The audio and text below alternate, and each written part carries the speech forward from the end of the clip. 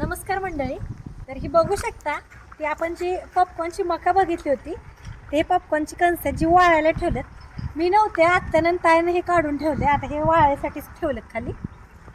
तर ही साईज ना छोटीच असतात कणस आपल्या दुसऱ्या मकापेक्षा. तर चला आता तिकडे बघू आत्यांचं काय चाललंय.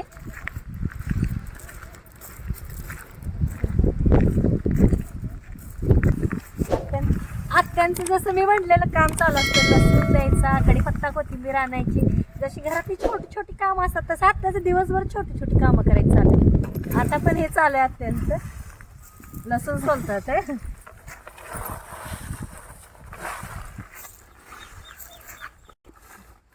आणि आत्या काही बसत नाही, दिवसभर आत्यांचं काय ना काय चालू असते. म्हणलं आता एकदम मला दिसलं आत्यांचं काम चालू आहे, म्हणलं तुमच्यासोबत शेअर करावं. तर आमचा हा छोटासा ब्लॉग तुम्हाला कसा वाटला ते कमेंटमध्ये नक्की सांगा. व्हिडिओ आवडला तर लाईक, शेअर आणि सबस्क्राईब करा. बाय.